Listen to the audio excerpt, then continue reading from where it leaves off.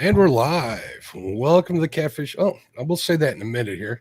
I'm getting caught up. Me and Darrell were having a great conversation before I hit the go live button. I want to say hello to Betty Jean. I saw that she's packing and cleaning. Hello, Betty. Oh, there she is. How you doing? Crew member Betty Jean over at Couple Crosses Fishing. I want to say hello to Two Stands Fishing 3. What's up, Stand 3? I see 922 Crappie Barbecue. We'll talk about barbecue later. Avid Fisherman crew member. What's up, Avid? Thanks for sharing out the links, bub. There is Big Wrench Catfishing. I like that name. Cool stuff. Nick Nolte, one of the greater names in catfishing, that's for sure. And fishing in general. That's like a Babe Winkleman type name. I always say that. I can't help myself. There's crew member Christy Brown in the house. There's the great Miss Cindy Stokes. How you doing, Cindy? I see Mark over at Cockeyed Catfish in the house. There's downtown Ernie Brown. How you doing, Ernie? Freddie's Outdoor Adventures. What's going on, Freddie? How you doing, bud? Gene Tillman in the house. There's Michelle over at It's All Mine. What's going on, Michelle? Gonna watch your ice cream video tonight. James Kirkpatrick in the house. What's up, James? John's boy catfishing. There's Jose's catfishing. I got to see Jose on screen for the first time the other day. That was cool. It's always good to put a face to a name. It's always exciting for me. There's Hillbilly Hippie in the house. Gene Tillman just popped in. John Boy's catfishing. How you doing? The great Lizabella Kirkpatrick. Saw pictures from the meet and greet. It was cool to see them out there. Mad Catter catfishing. How you doing, Richard? Michael Barr. What's up, Mr. Barr? How you doing? I think that's a new one. There's Mike Irvin in the house. Mike Stokes Fishing. Check him out on TikTok. He's got a big following on TikTok. What's going on, Mike? There's NWMO Fishing. There's another one I got to see put a name to a face for the first time. I see Ogie73 in the house. There's Kevin over at Palmetto Cats. How you doing, Kev? Thanks for coming in. There's Palmetto. Holy smokes. Pontoon Jody Catfishing. Congratulations again, Jody. It was fun being on your 1K giveaway show. That was a good time. There's Relaxing Frustrations. There's Sandy over at Silver Fox Fishing. I see Josh over at the Weekend Angler. There's crew member Tim Molina. How you doing, my friend? Travis Young in the house. There's Van, crew member over at V3 Custom KY. Whisker Dreams in the house. Your boy Troy. He's been tearing it up. Well, he's been on the Ohio River fishing for long periods of time. There's my friend Stephanie. Stephanie, Godstruck, crew member. Let's see if I missed anybody. Big Bill, Catfish Bandit popped in there. I got Danny Stone Outdoors. What's up, Danny? Great show. Gave me something to do on Saturday. There's Fat Boy Eric Fishing. Your brother was bad mouthing you last night on Hog Leg Show. Fishing Freedom, crew member. What's up, Richard? How you doing? D in the house. What's up, D? We want to make sure that we all support the ladies. We'll talk about that in a little while here. I think I got everybody. If I missed any, look, lady in the house. Going through the list one last time here. I think I got Uncle Jeep. What's up, Uncle Jeep? How you doing? I think I got everybody. If I missed anybody, please forgive me. And I see that Get Hooked on D Fishing has been a member for 14 months. Thank you for your support, D. You are awesome. I want to wish you all the luck in the world with your tournament. How do I get off of this here? Cool. Welcome to the Catfish and Crappie Podcast. My name is Mark. Today's guest, Darrell Morris from Trophy Seekers Outdoors. What's going on, Darrell? How you doing? Hey, good morning, Lyle. Thanks for Mark. Lyle, Mark. That's okay. I got mail addressed to Lyle the other day from my good buddy Jay Fox Fishing. So it said Lyle Stokes in care of Catfish and Crappie. So I forwarded that on to Lyle, but it happens all the time. We're both handsome, young gentlemen. So. Well, y'all are twins, and I get you mixed up. I apologize for that. I don't know about all that. Lyle might not be happy to hear you say that. So I'm honored, though. Definitely honored. Thank you for having me on, but I do get you guys mixed up. I'm like, okay, Lyle's got this one and Mark's got that one.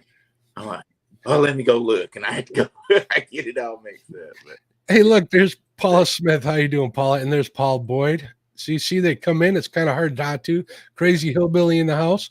We were just talking about this El Catfish Grande. There's Chad. It's been a member for 14 months. Thank you, Chad. How you doing? We were just talking about this before, and I was explaining to Darrell that it's kind of hard. It's a balancing act. When you got all these good people in chat and you got a really great guest on, and you have to divide your attention and the show's attention between them. We try, as creators, we really try to do the best job that we can to do so. So please forgive us if we either miss a question or miss acknowledging your support and stuff in the chat. We definitely really do appreciate you, and the last thing we want to do is forget about any person whatsoever. So that being said, welcome again. They're all important, and the community is growing so much, and so many out there. I mean, if you told everybody hello, I mean, you take up half the show, and even with my subscribers, I appreciate so many just like you do, and it's a great community and great a bunch of people. That's all I can say. It's a good burden to have to bear, but it's not an easy one. I'm going to say that right here now. And I'm not complaining one bit. I feel blessed every day I wake up and I look at my emails, and I get emails from a lot of people that I've looked up to in the past, to people I know I'm going to look forward to seeing content like you, Darrell, from in the future. Definitely. I've really, you've come on. How long have you been on YouTube catfishing now? About a year and 3 months now. Okay, so that's fair. That it might seem like a long time to you, but that's fairly new in the YouTube game. So I remember when you came on, I'm like, oh, cool, let's see what we got here, Tennessee River guy, and I'll tell you right now that I've been anything but disappointed with the kind of fish you've been putting on the boat and stuff. So thank you for doing that. No problem. Thank you. Yeah, I always worry about, just like you, hurting somebody's feelings. Actually, I was asked on another show about the gathering, when we had the gathering. What was your biggest fear of the gathering? You know, was it worried about the food or whatever? I said, no, my biggest worry was that I would not say hello to somebody and it hurt their feelings, because I'm a guy that it'll drive me crazy if I miss somebody, because I'm just a normal everyday guy, and I don't want anybody to ever think I'm high hatting them or think I'm better than them. And I try my best, and if I miss somebody, I would apologize. But to speak to everybody at the gathering, because we're all just a bunch of people who love catfishing and enjoy each other's company, and that was my biggest fear. I wish I could, just like Kevin said, he says, I hate that that I missed the gathering. I do too. I was at another one. I was at the Mendota one. They got scheduled for the same weekend.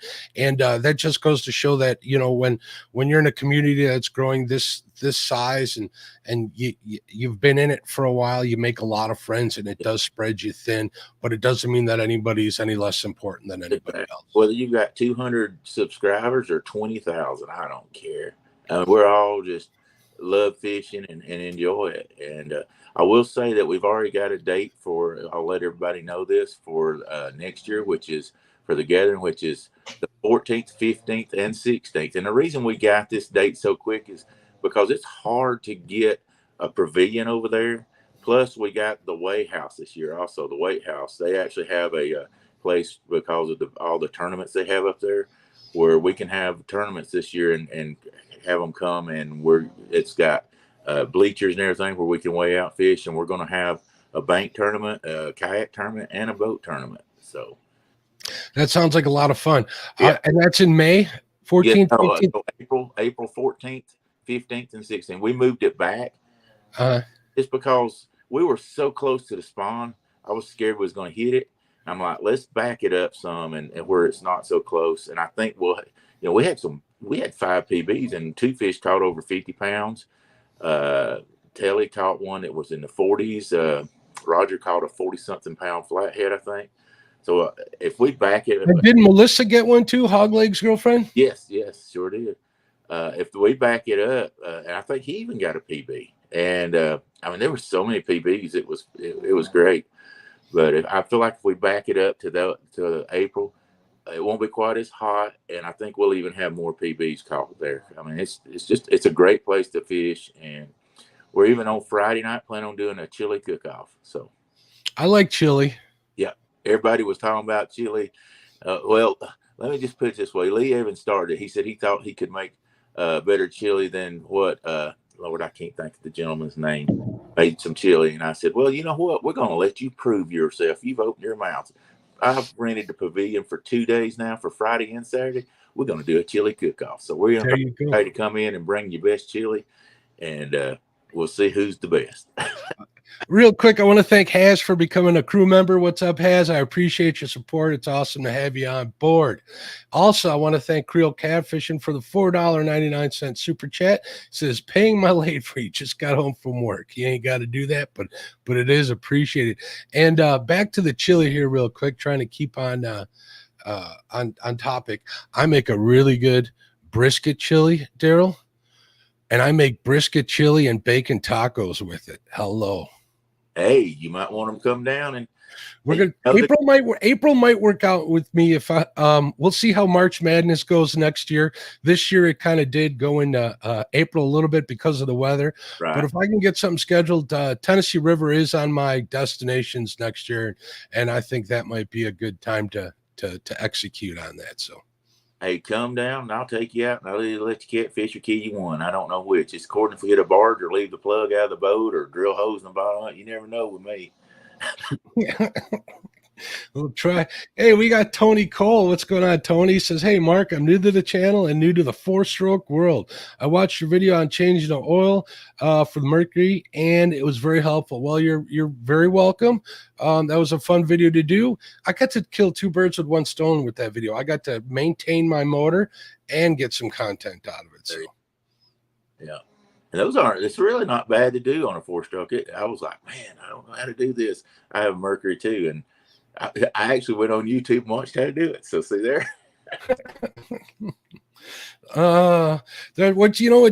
Whatever you need, it's probably out there on YouTube. So if you're looking for stuff, it's out there. So check it out. And if you're looking to do stuff, put it out there. It can't hurt your channel as long as it's fishing related. So, all right. So, back to the gathering. How many people are you guys? I saw some pictures. It looked like you had a pretty good crowd. So can you take a guess? Somewhere between, some said 55, some said like 60. So I just said around 55 is what we had. And I thought that was a great turnout especially for our first year. We had so much fun. I mean, the Demon Dragon casting contest was, I mean, it was the bomb. It went over. I don't even know if anybody watched any of the lives, but it was hilarious. People trying to throw a Demon Dragon in a bucket. It was like 30 feet away, and you had thought it was going to be easy, but we threw a little spin on it. We used a ice fishing rod and put a Zebco 33. So you're throwing with a 3-foot rod, with a Zebco 33 reel, and you're trying to put it in a bucket about 30, 35 feet away. We like to never gave away all those Demon Dragons. It's no secret. I love my whisker stick rod. I use it quite a bit. But when you got when you're casting with an Abu 6500 and you got 3 ounces of lead on there and a 65-pound braid, it's not the easiest thing in the world to cast. I can only imagine trying to get that into a bucket. Yeah, it was fun. It was fun. I mean, we did that. We had cornhole. We played it. This year, we've got most of our sponsors already come back and said, hey, we want to be on this next year.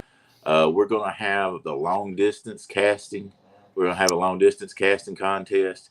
Don't expect you're going to come out there with your fancy pole and win this because you're come on. I got the perfect setup. I could take that one for the win right there. That's why we're not going to do it. There's so many guys who can buy these expensive poles and high-end reels that'll cast 300 miles. Come on down, use the trophy secret. Mine wasn't that expensive, but I got her set up just right, and I do pretty good with that. Now, as far as the cornhole, I'm not touching that with nothing because I'm like the world's worst cornhole player. I can't do that for the life of me. I don't know what it is. But we've got several different games. I mean, the games was the hit. I mean, we had so much fun. People laughed, having fun with the kid. We're going to do barbecue again. So everybody liked the barbecue. So yeah, let's talk about the barbecue a little bit because I'm kind of a barbecue aficionado. At least I consider myself that. I got a couple of local tournament wins under my belt, so I got a little bit of experience in that. I'm not trying to brag; it just is what it is. Nothing like major, no trophies, but a lot of gift cards, so that was good. I think I got like a 7-pound Wagyu rib roast not standing, but a rib roast in my freezer waiting for the next couple of weekends to cook. But we do pretty good. So did you guys have that catered in, or did somebody cook while you guys were there? No, I mean, I just have to tell you, you might be a pretty good barbecue, but you're not Darrell Morris. I did the barbecue. Oh, here we go. Here comes the wrestling. We'll talk about that too, but here we come. I'm willing to go down with that. I can do. I do.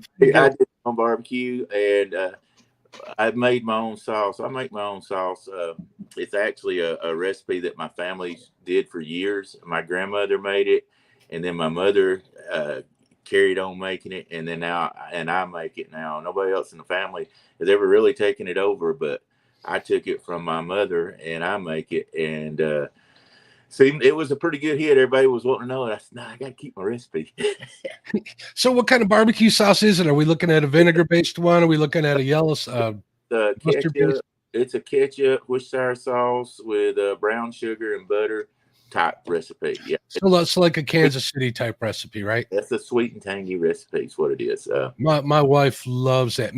I like mine a little bit on the spicy side. Yeah, I like a little bit of that pepper bite, maybe even a little bit of just a tad bit of that habanero bite without it being too overpowering. You can kind of set that off a little bit with whether it's a little mango or honey or even some peach. That's kind of good. I put heat in mine. Mine has hot sauce in it too. So. Yeah, you got to have that next level. You can't sauce that sissy stuff, man. And like I say, I don't put enough in there to burn anybody up, but it's you can taste the. You gotta know it's in there. It's got to wake up those taste buds on the back of your tongue, and it enhances it. It definitely does. Yeah, that's my other passion is barbecue. You got to mix that barbecue sauce with that little bit of bite of pepper with that smoke, and I mean, if you get the right thing, it's good. It works out. So when you show somebody a picture of a big catfish, it usually makes them smile or go whoa or whatever. Only thing that takes probably second place to that is when they take a bite of that barbecue and it blows them away. Yeah. That's a good feeling to have. So yeah, that's where it comes from for me. So yeah, and I hand pull all of mine. I don't like to have. If I go to a barbecue place and I get some gristle in that and I bite in it, I don't like it. I make sure I get any of that excess gristle. I mean, I hand go through it. I can feel it. I don't just take some claws and pull it apart. You feel what's in there and get anything that's foreign out of there. So you got to trim it right. I mean, even a brisket, I've learned that if you can get that thing trimmed right, you get the bad fat and the sinew and the silver skin off of there before, and you get that aerodynamic shape on it, so it takes the smoke a lot better. To me, it makes a world of difference in the finished product. So definitely pork. So right. Yeah.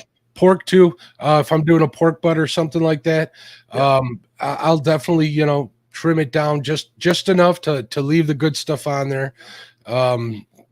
You can offset. Well, here we go. This is not the barbecue show. This is a fishing show, but we could do that on my other channel. I do have a barbecue channel that I haven't taken off the ground yet, but we're gonna get there. They're yawning. Let's give them some catfish, dog. Look at this. Uncle Jeep is talking about brown sugar bourbon bacon. There you go. I've had that before. That's good.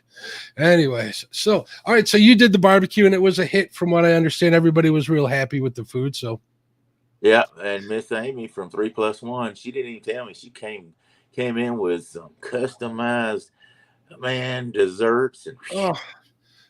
I've been wanting to try her desserts for the longest time. I keep seeing her pictures on Facebook. She snuck me in a strawberry cake, chocolate strawberry cake. She says, "You can either put this out," and it was a small cake, or I made this for you. I said, "Honey, it's going to the truck." So, guys didn't get none of that cake, but that was the bomb. It's just me and my wife here, and I'm a big strawberry and blueberry fan when it comes to pastries. And if it's not chocolate, she won't touch it. So I go without a lot. So right there, you just made me very envious of what you had in your hands there. Chocolate covered strawberries on the top of it. So and with chocolate icing over the strawberry cake. Oh, so Be still, be everybody still, my going. diabetic heart. Holy smokes. Oh, good stuff. All right, back to catfishing. So, how did you guys do the fishing for the weekend? Was it organized or was it just go Absolutely. fish? Absolutely not. And I didn't want to make it organized. What I did was said, okay, here's what we're going to, I told everybody knew it. We're going to come up here. Everybody get your campsites. We're going to do the meet and greet from 12 o'clock to 4. But other than that, everybody get together and talk back and forth and let's go fishing and have a good time. And that's what we did. And there was a lot of guys that came up there, hog legging them, and they were Viking. All they bank fish from one area. And on Saturday after the meat greet, I just went down there and hung with them. I didn't even take the boat out or anything like that.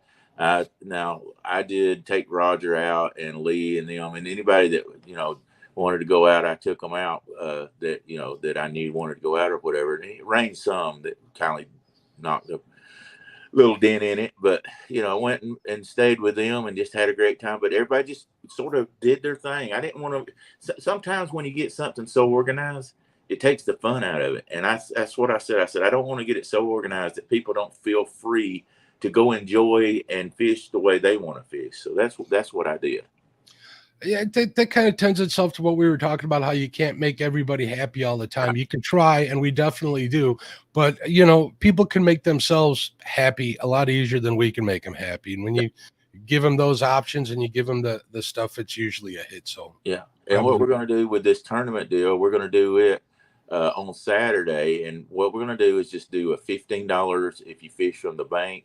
10 goes to the winner and maybe a couple stops, places. mhm. 5 go to the big fish. Kayak, the same thing, $15, because usually that's a singles person. And then boats, we're going to just do $25. $5 goes to big fish. I don't care if you got 1 or 15 people in that boat. We're going to probably do like the wave 3 fish type deal. So Mhm. that's what we're going to do. I hadn't got it totally all wrote up, but that's what we're going to do.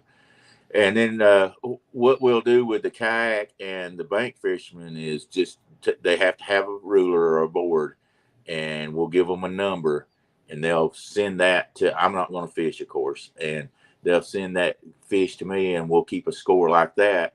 And then whenever the end of the bass fish or the boat fishermen come in, we'll weigh them out and announce them and announce the bank fishermen and the kayak fishermen all at the same time, because we'll have their tallies in. Everything's going to start at the same time and end at the same time. And Cool. then everybody can come sit at the bleachers and see how everything goes and then watch the weigh-in of the fish that come from the boat. I thought that'd be a cool way to do it. I think it's a great way of doing it. I think it'd work out good because I know a lot of old timers are really into including myself. I need a weight. Someone tells me they got a 42-inch blue cat. I have no idea what size that fish is, Right. to be honest with you. But they tell me they got a 42-pound flat or a 42-pound flathead. I know what size fish that is. But I can understand the kayak guys. They got no live wells. They got no way to keep track of that stuff. So the bank guy doesn't have a way to keep it. So I want to do where they just take a picture of the board with it on there and then take and, send that in. But the boat guys, they got to bring in their fish. They have to be live, and we're going to do a live weigh right there. So very cool. And I don't ever want to leave anybody out. So I thought, well, we'll do kayak, we'll do bank fishing, and we'll do boat, and just do it that way. Do 3 at one shot. And then we'll do the meet and greet up at the pavilion after the tournament's over. So very cool. Sounds like a good weekend. It's going to be at that same campground you're at? Yes, sir. It's back at the same campground. We're going to have the same pavilion. The only difference is I've got the weight house rented also. We have special people that came out there, and every one of them, most all of them, and I told them, no, don't feel like you have to give a donation, but if you can, we had a donation jar up there, and at the end of the day, I had enough to go rent everything for next year. So we got Matt over at Want to Be Outdoors is offering to help. He says, Darrell, how can someone help with expenses such as food and supplies? I imagine you'll have more details come next year, right, Darrell? Yes, sir. We'll have something up. I mean, basically, we do a PayPal that they can send to. Hit me up on Trophy Seekers Outdoors Facebook page, and I can tell you how to do the PayPal to us. So and we appreciate anybody that's helping. Anybody that wants to sponsor, I mean, they can sponsor one of our games, even like Demon Dragons did the casting thing. So, yeah. That was pretty cool. That's the one thing I didn't know, that you guys had the casting thing. That sounds like a lot of fun. Yeah. Oh, it Here was. you go. How about casting demon dragons into a bags or into a cornhole board? There you go. Oh, man. Cornhole with that. Not with no ice, not with an ice rod and a Zemco 33. You tie the beanbag to the end of that line. There's an idea. I'm patent pending that. Fishing cornhole. You know, the one thing that was funny was you wouldn't believe how many times that demon dragon hit, because we did it in the pavilion and it hit the concrete and it survived. I mean, we had to retie it on like 5 times because it would hit and it would break the little 5-pound strand line on there. There, it would break it. We'd have to retie it. But the demon dragon actually held up to the end, and I would have never believed it. I was like, man, that thing was tough. Not that you're ever going to put it through that out in the water, but it took a licking, and it was like Timex. It came back a ticking. So how did you do fishing during the meet and greet? Did you get out, or were you too busy? Yeah, I did. I took people out. Like I took Thursday. Roger actually stayed with me. I took him out Thursday, and we pre-fished for about an hour and a half before he was going to fish Jody's Flathead Challenge tournament. And we caught 3 fish. One was, I can't remember. I think it was like a 44-pound flathead. That's a big fish. And then a couple of big blues. And then when we got in the tournament, man, we just burned it up to start off with. He caught probably 8 or 10 fish. But some guys on was it the James River, I think? The last like 45 minutes, we were ahead by like 90-something pounds. And they come back at the end and caught, it was 4, I think it was 3 44-pound, 40-something pound blues, and then a 20-something pound, and passed us just like that. Beat us like a dog. That'll happen. That's just always heartbreaking moments in catfishing. There's been some on my tournaments and stuff. There's still a beef between Brian B and Creel. Not really a beef, but a rivalry with that last 1v1 where they went up against each other, and then they denied the rematch in the last one. So that saga keeps going and going, which is good for the channel, but I kind of feel bad for them. It does give them something to talk about, though. So. Hey, competition is fun. We're all competitive like that, but as long as you still have fun, and we had a ball. Like I say, I did that, and then I took Lee and his wife Amy out, and on Friday, and I actually Hooks and Hammocks followed me in their boat, and I took them down to Tennessee River, and we fished down there. Got a little bit rain, had to bring that back in. I can't remember who I took out Friday morning. I don't remember. I'm sorry, I have a horrible memory, but we had a great time. And then Saturday, I didn't go out because we had the meet and greet starting at 12, and I had to get everything done for that. Me and Woody and Russ and Bob helped. Those several people helped with that. And so then Saturday evening, I just decided I wanted to go hang out with the guys that wasn't up there with boats, and we had a chili and just a great time. Lee Evans was there, and Hogleg, and all those guys were there. Wait, did you just say Lee Evans and chili in the same sentence? That doesn't seem like it would be very interesting of a combination. Well, it would be an interesting combination, that's for sure. Hey, I made sure when it started raining, not getting the same tent he was. Okay, good. Frank over at Twisted Fishing TV says, you're talking to cat anglers. These folks ain't flipping nothing into anything smaller than a 20-foot radius. Must be confused with MLF. You know, that thought did cross my mind. Well, what got me thinking about doing the long cast was Big Mike goes, I'm not doing that. If it was a long cast, I'd get in it. And I was like, next year, cast. He just gave me the great idea.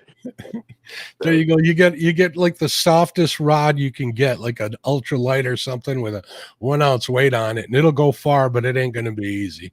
Yeah. Danny Stone wants to know what the name of the campground is so he can book an RV site now. Yeah, it's Chester Frost.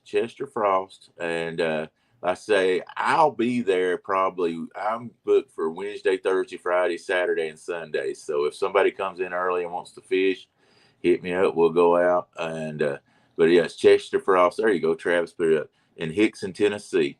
And guys, the reason we did this so early where people could get campsites, because that campsite is one of the premier campsites that people get in Tennessee. I mean, I had a problem. I've already booked my campsite, and I had to just keep moving around till I could find one that give me the days I needed, because so many of them are already booked up. People book this campsite up 2 years ahead of time. I mean, it's crazy. Now, are there motels nearby? Oh yes, sir. We're within 8 miles of Chattanooga, Tennessee, but there's hotels all around there. Yeah, Perfect. I know some people even did some Airbnbs around there. So that's my idea of camping right there, is a Motel 8. Yeah, I have a camper with 2 slide outs. My wife said I got a camper too, but this thing's it's 34 feet long and 13 foot tall. I ain't hauling it all the way down there for a weekend. Oh no, I wouldn't need. I'm too old for that, and it isn't a fifth wheel either. It's a tow behind, Darrell, so it's a pain. We keep it parked. That's pretty much where it stays. That's what mine's pulled behind. I had a fifth wheel. I really never did like my fifth wheel. It made a man my age nervous, and a man my age ought not be nervous all the time. I think I just starting to get blood back into my fingers from white knuckling that steering wheel every time we took that thing out. Oh, mine, I had to be the big guy. Mine was 42 foot long, You'd go across the bridge and that thing go, whoo, whoo, whoo. And I just about pee a little bit every time, thinking I just poured a whole back of the camper off it. I fully understand. And you can't haul a boat behind it either. I've seen some guys in some states, they do the truck, the camper, and the boat behind that, but I'm not that guy. Not this young man. No, I'm not that guy. If I wanted a train, I'd go get on one, But that would be nice. I see some of these new campers out here, like the iPods and stuff, with just a little bed, a little head, and a little kitchenette area in there. Yeah. That's all I'd need. But I can't talk the wife into something like that for the life of me. She's got to have, a vanity in there and a 4-burner stove, not a 2, and a sink. I'm like, no. Well, it's got a little stove, a little kitchenette on the outside. We like that. That's where I cook. That's really nice too. With the TV on the outside too. I've seen some of them. I've seen. I don't have TV because I'm not using it around enough to watch it now. Yeah, I'm usually out doing something. Back when we were using it a lot, we were out side by side and quad riding a lot up in Southwest Wisconsin. That was a good time. But anyways, we did some good fishing there. I did a lot of stream fishing for a lot of channel cats and trout and stuff while we were out there on the Pecatonica River. That was a good time.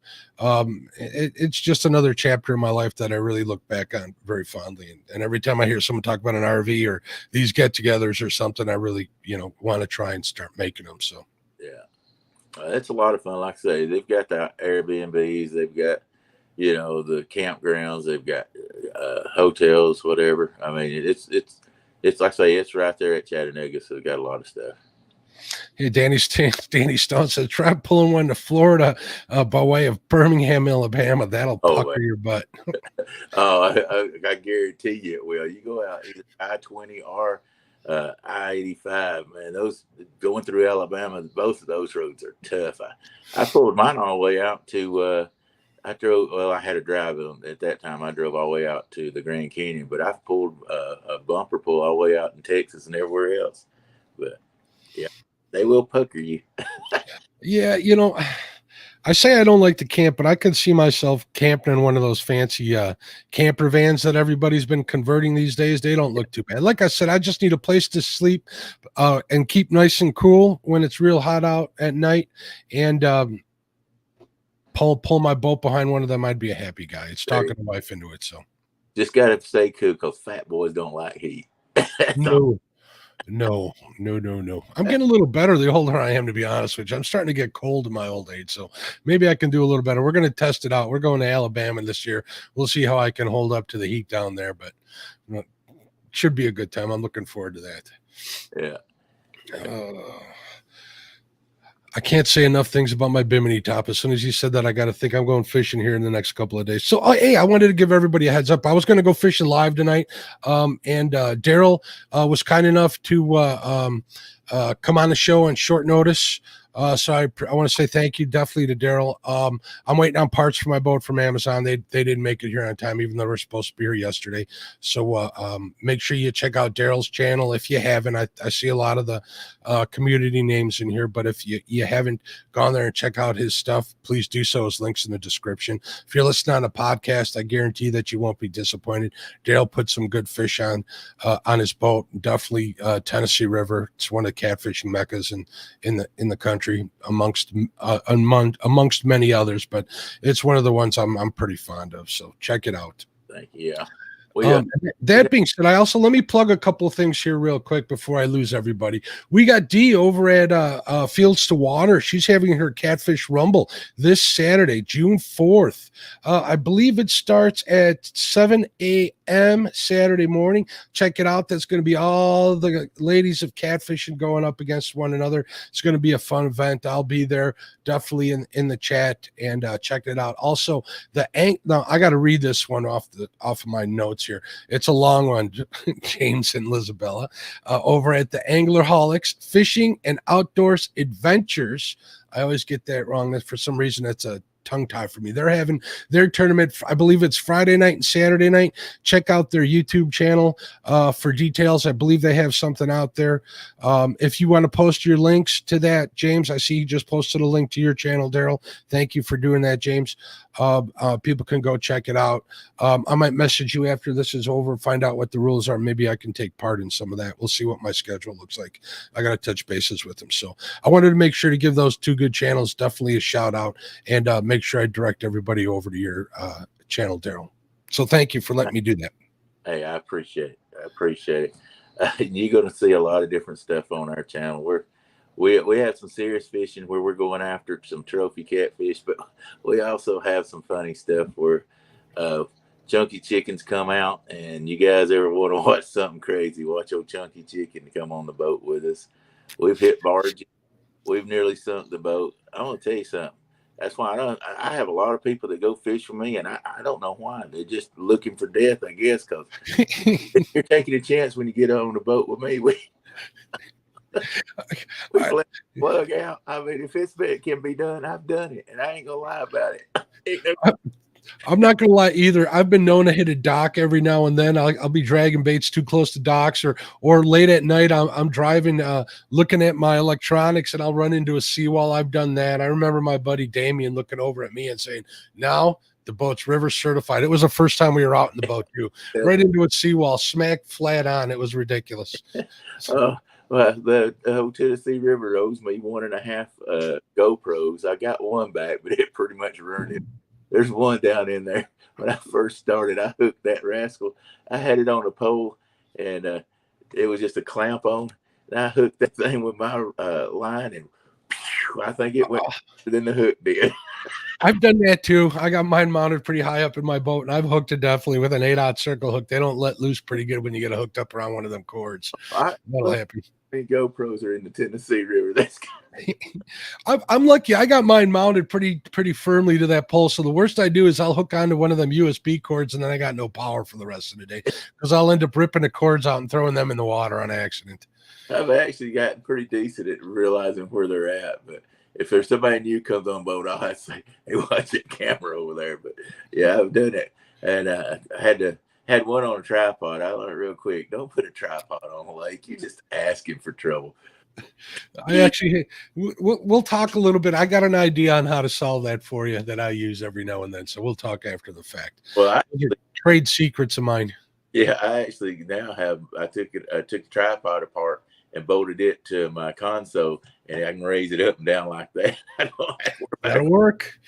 I got a monopod. I tried doing that for a while too. It didn't work so great, but I use it for other things. So that's behind the scenes stuff. So, I also want to mention that Susquehanna Stan and Pork Chop are going to be facing off head to head on Hogleg's channel, June 1st. I forget what time. I think around 5 o'clock. Check Hogleg's channel out. Congrats to Hogleg on getting over 500 subs. He's got his community tab.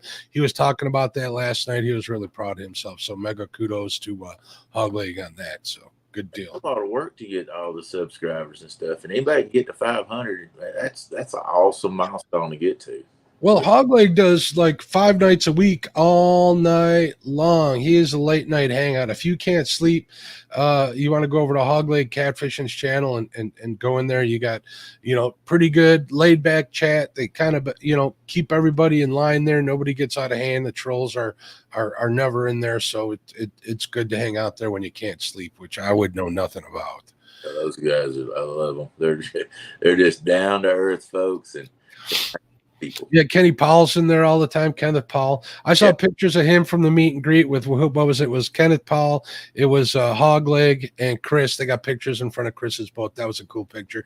They said they're all happy to hang out and talk to one another. So yeah, Kenneth's actually daughter got her PB also down there. So. Oh, awesome. Good for her. I think she was on when Kenneth was on DuckTales. I think I saw her in the background there for a minute. I was kind of multitasking, forgive me. But I believe I did see her on there. So yeah, we had a good time. We had a ball down there on the bank fit, just having a good time with each other, and it was fun. We had a great cool. All right, so let's talk about catfishing. We were going to talk a little bit about the spawn, and when you wanted to talk about the spawn, you're mainly all right. You live in North Georgia, you were telling me, correct? Yes, sir. And you make that long trek over to the Tennessee River in the Chattanooga area, I'm assuming. Yeah, that's where I go. That's the quickest point to get to is Chattanooga for me. So that's where I started fishing. Was right there at the dam at Chattanooga. So. Now, what's the name of that dam? Is that the Chickamauga? Agua Dam. I fished below it. It's on the. Oh Lord, now I can't even think of the name of the lake that's below it. Anyway, it's below Chickamauga, and I usually fish below the dam there and down through there for about probably 15 miles down the river down through there. It's my main stomping grounds. 15 to 20 miles, and everybody's like, I can't believe you drive that far down the river, but hey, I get away from the fishing pressure. I know I'm not the greatest fisherman in the world. I just take opportunity where nobody else is at. I'm the same way here. I'm fortunate enough to be working for myself, at least still for now, and I'll work all night, 3 nights in a row, just so I can have a work day all to myself on the river, just to kind of avoid the people. So I definitely understand. How long is the drive for you to get on the river? And I think somebody put Nickajack Creek. Yeah, that's it. Or Nickajack Lake. That's the part I fish. It takes me about an hour and 40 minutes most of the time to drive there.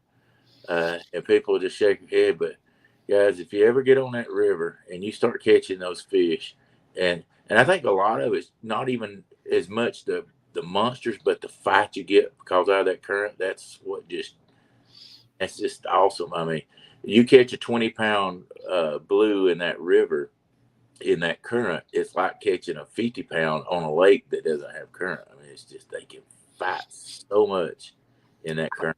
Crazy. How deep is that section of river?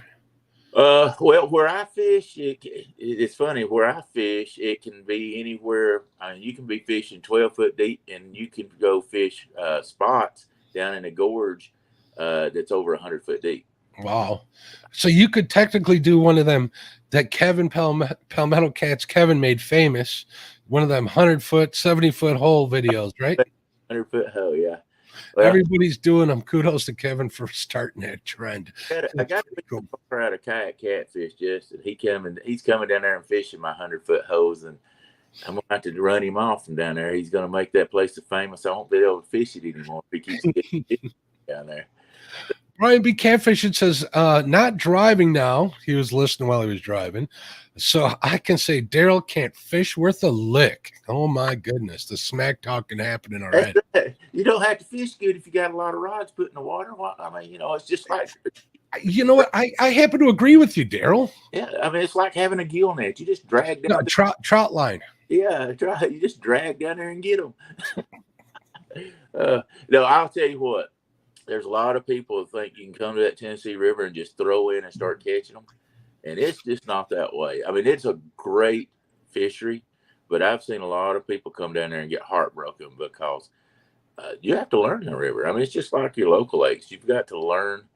And a lot of it is instinct of looking for the right things, the right type of structure, the right time of year.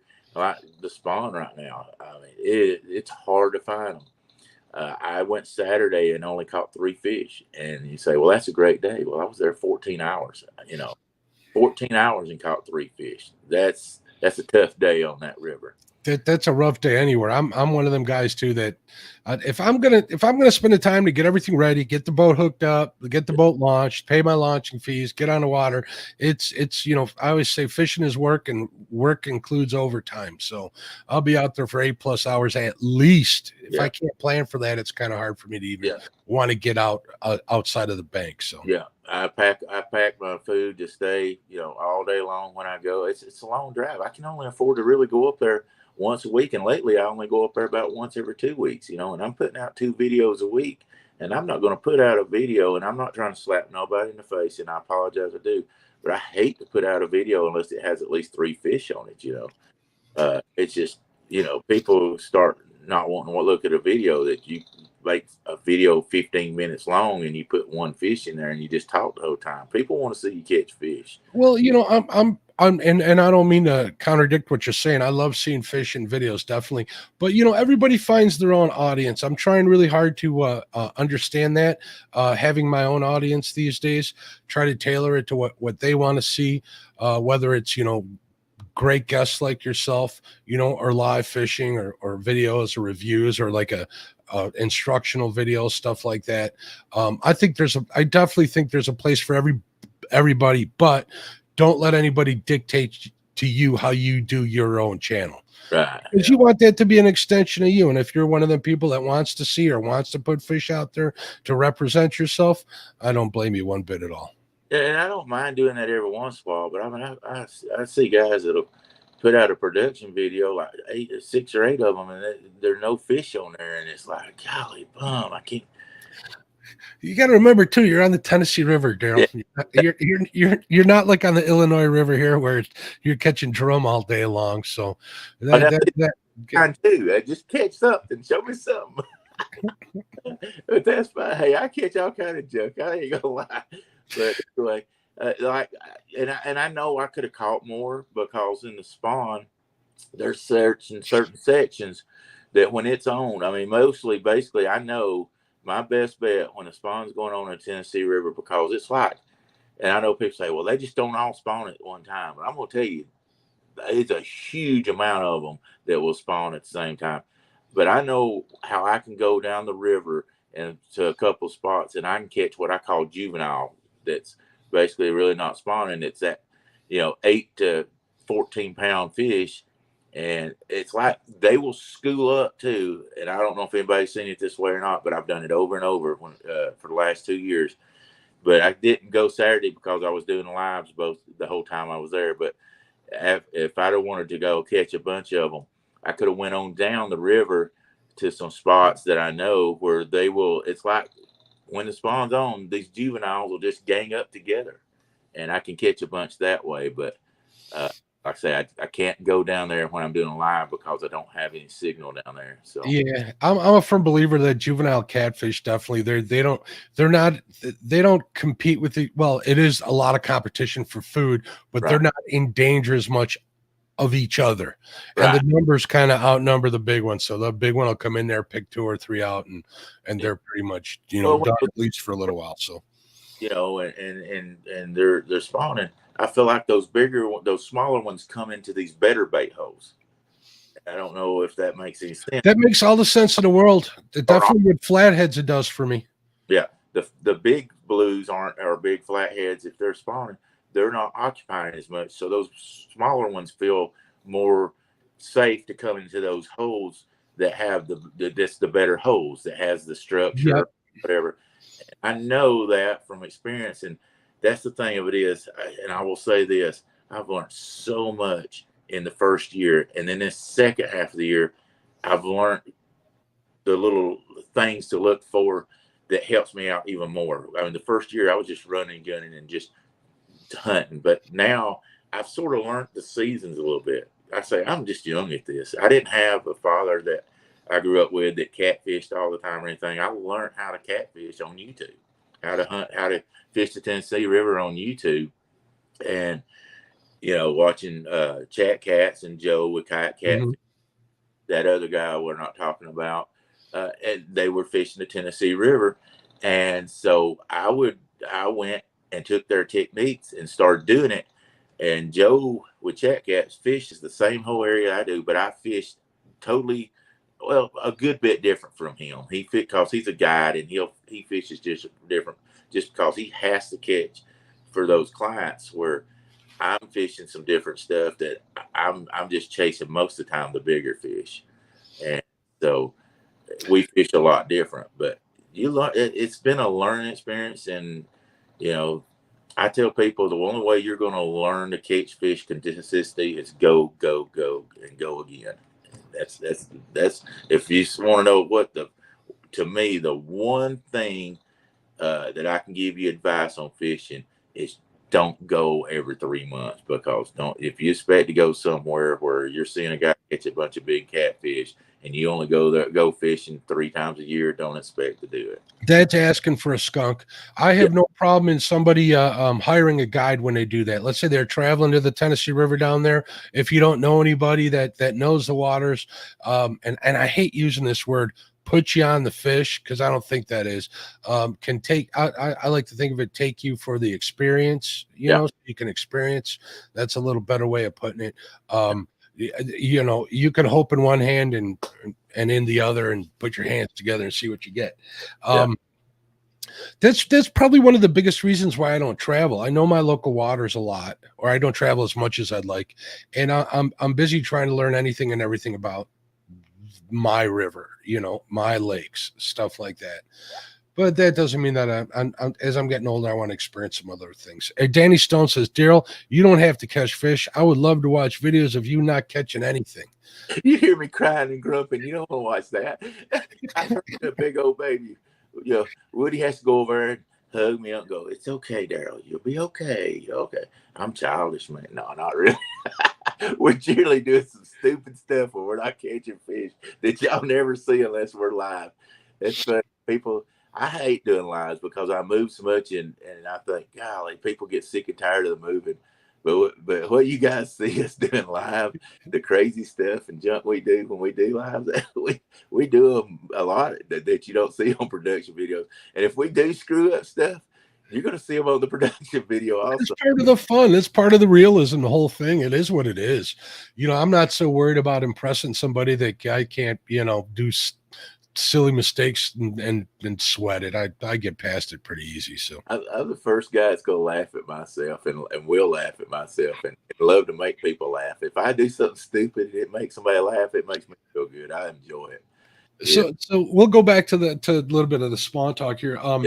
And you'd mentioned that you'll get a lot of smaller fish during the spawn and stuff, and I've definitely found that to be true.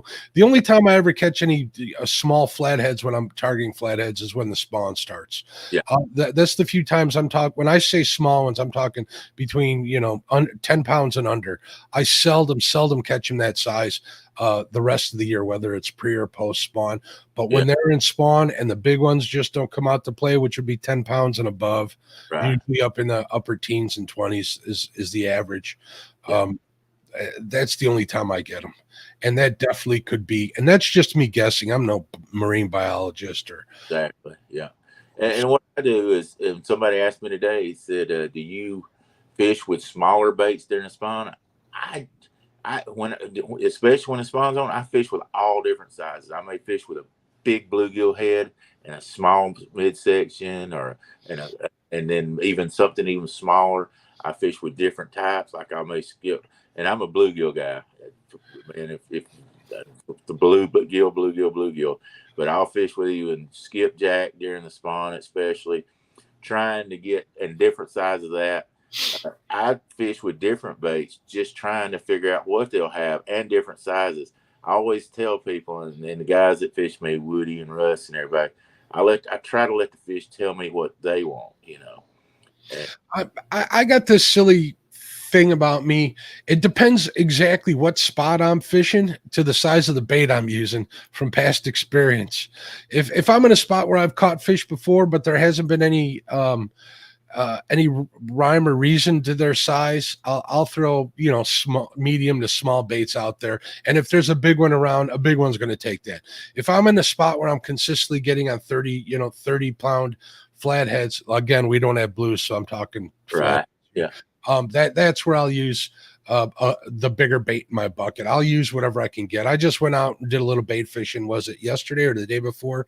I got like 30 like smaller, medium-sized bluegill, and I was happy to get them. I'm going to use them in my big flathead spots or my regular flathead spots. And Ryan over at Setting Hooks is saying that Mondo channels are hitting on bluegills here on the Fox. Yeah, I noticed that last week when I went live. For the Fox River, I got a pretty decent sized couple of channels, one on like a 9-inch bluegill. I was surprised for that. Yeah. So elephants eat peanuts and mice eat big wheels of cheese is pretty much how it goes as far as I'm concerned. Yeah. And I agree. You can catch a big fish on a small piece of bait, but I will say this.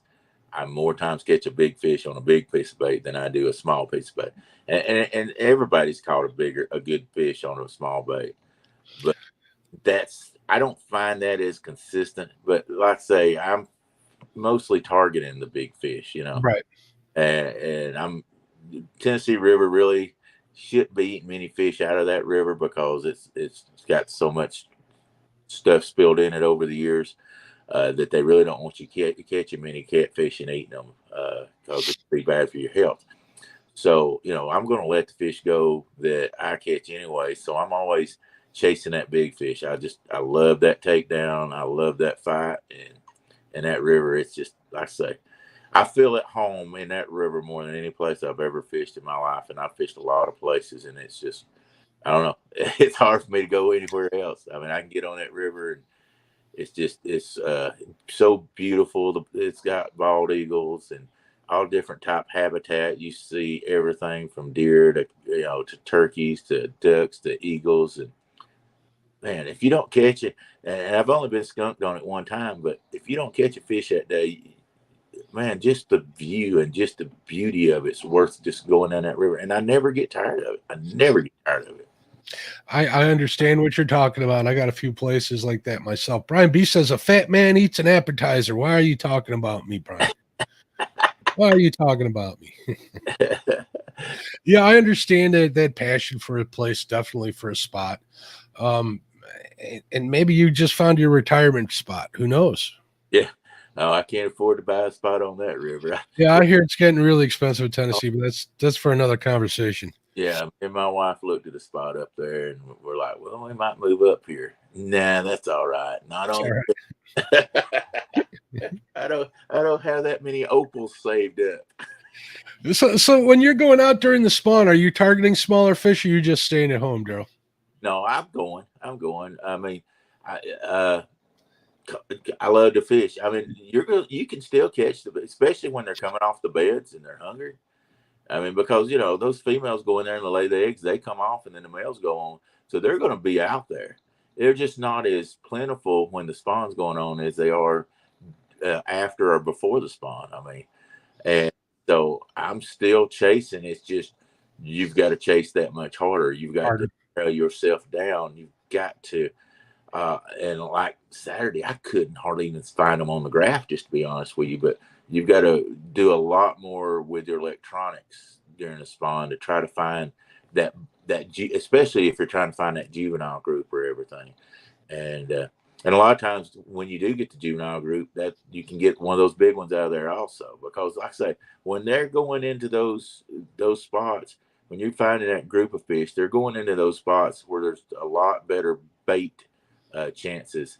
And so once one of those big fish do come off or whatever, they're going to come right in there and be in there also. So a lot of times, at least from my experience, if you can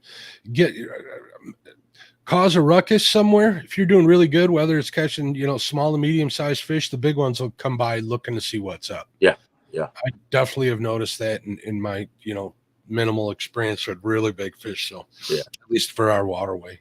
Yeah. And see, very few times, except for during the spawn, do I really get on numbers of fish either. I mean, if people go, God, you move all the time. Well, if you want to sit there all day in that hole, I'm going to tell you, if you catch, when I'm fishing, especially fishing for the bigger fish, if you catch 2 out of a spot, that's pretty good. And if you don't get another fish bite in about 15 minutes, and you can sit there all day if you want to, but Darrell's moving because I'm going to go find that other active fish, because there may be more fish in there, but they might not be active. They might not be active for 3 hours, and I don't have 3 hours to sit there. Exactly. And how many times have you marked fish on your electronics and they won't bite? Summertime all the time. Yeah. So frustrating. Wintertime, not as much. If a lot of times in wintertime, if I can find them on my graft, I can a lot of times throw and catch them.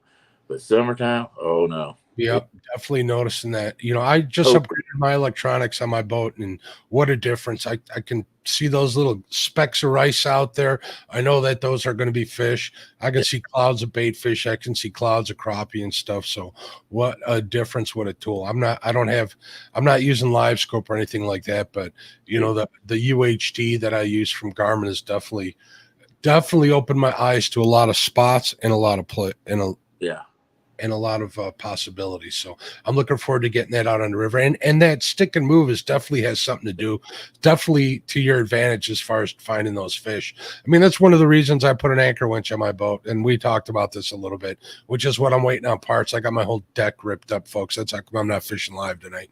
And as soon as I get that part, we'll put it back together. But the whole idea is I won't have to move half of my gear over to get to my anchor and still be anchored off the front of the boat. So hopefully we'll be able to stick and move a little bit. That's kind of my alternative to having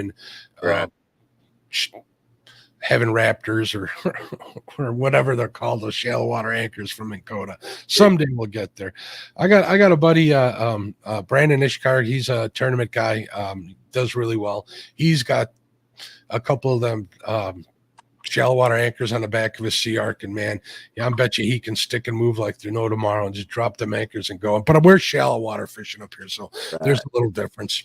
They would on my boat. They just go down in the water and be there. Yeah. So are you anchoring up or are you spot locking? I spot lock most of the time. Now, especially I've got lithium batteries on my boat, so if it's like 30,000 or under, I can spot lock for 12 hours on the river. But like Saturday, it was running 50K, and I pretty much ran the batteries out after about 8 hours, and then I had to throw a anchor. But most of the time I spot lock. I've got enough current, and that's the great thing about spot lock. If you've got enough current and you hit spot lock, it's real close to what an anchor is. Mm-hmm. Holding, because it's continuously fighting that current, so it's staying in that area pretty good. It won't vary over a foot. Now, if I'm in water that's not current, the spot lock will move you around. Slack water and such. What kind of miles per hour are we looking? You're talking to a newbie when it comes to big river fishing. I'm a small river guy. It was running probably 3 to 4 mile an hour up down Saturday. That's why I couldn't fish at the dam. I had my plans laid out because we were doing a numbers tournament, and of course I'm not a good numbers guy anyway. But we were going to go up there and what we call free line chicken and catch a bunch of small channels up there at the dam, and then I was going to just go hunt some big fish because I like doing that. And I thought, well, we'll catch probably 6, 10, 15 blue or channel cats up at the dam, then we'll run down. Well, it was running 20,000 at the dam, and then all of a sudden the good Lord said, well, Darrell Morris, we're going to make you change that. And he let it rain for 4 days. And it started running 56,000 CFM, and there was no free line any channel cats that day. So it was all just run and gun trying to find the fish. And we caught 1 fish during the tournament and then 2 afterwards. So is what it is. You do any bumping? No, Bob. I actually tried to stay out of the area for bumping because Bob was doing Chad's tournament, and I was going to do Chad's tournament, and I found out Bob was in. I was like, no, I'm not going to do that because Bob, me and Bob share the same waters. I was like, I told Bob, I said, go ahead and you take up there, and I'm going to go downriver. And that way, I'm not going to. But he's like, no, come fish. I don't care. I was like, no. I said, I don't want to get in there and take 1 fish that you might could have for your tournament. So I went down, and they only caught 2 fish. So it was just a rough day on the river. It's that time of the year, right? It's spawn starting for a lot of people, at least for the blues, right? And blues go on spawn before flatheads, correct? Yeah. I know channel cats are probably about done, if anything, but channel cats will bite during the storm during the spawn. They're a different animal, so they'll bite anytime. And that's the thing. I wish we had bigger ones like you guys have up there, but ours. If you catch a 10-pound channel cat down here, you are doing something. That's why That's one reason people go, why do you like bluegill so much? I don't have channel cats messing with my bluegill as nearly as bad as if I fish with skipjack. Skipjack, they will just drive tear it up. And channel cats leech any bluegill you throw at them, especially if it's cut. If it's cut, you're pretty much guaranteed. If there's not a big flat end in the area, you're going to get on some channel cats. Stuff here. It's different. Even live, my bait, if I could have the bait of choice here, it would be live shad. And you know how hard that is to keep alive. Yeah. I don't have a size enough boat to have one of them big tanks on there or anything, but the few times I've been able to use it, it's opened my eyes to it. But other than that, live bluegill, they stay on the hook well, they'll stay alive. Bullheads are great bait too for me, but they don't work well for channel cats. So yeah. Well, I'm horrible at catching skipjack. That's probably another little bit of reason why. I've got a place I can go catch me. I can go up and catch me about 15 or 20 bluegill in about an hour, and then I'm going fishing, So, amen. Yeah. Well, Darrell, I want to thank you very much. I'm going to have you back on the show if you'll come back on. We got plenty more to talk about. I can tell. Yeah, anytime you want. I'd say I'm just me. I'm plain old Darrell Morris, and no different from anybody else, and just love fishing. So, amen. That's probably part of your charm, and there definitely is some. So if you're listening on a podcast, make sure you go onto YouTube, check out Trophy Seekers Outdoors. I will have the link in the description. Reminder, we got the ladies catfish tournament on Fields to Water. We got the Anglerholics outdoor fishing and outdoor adventures. Their tournaments Friday, Saturday night. Check out their channel. Good stuff. They're raising money for to help some people out in the catfish community. On hog legs catfishing, we got Susquehanna stand versus pork chop. I don't even want to tell you what the bet is on that, Darrell. It makes me feel kind of. Let's just don't even go there because I know we're not going to go there. They have an interesting bet, to say the least. So them old boys, they ain't no tell what they're betting.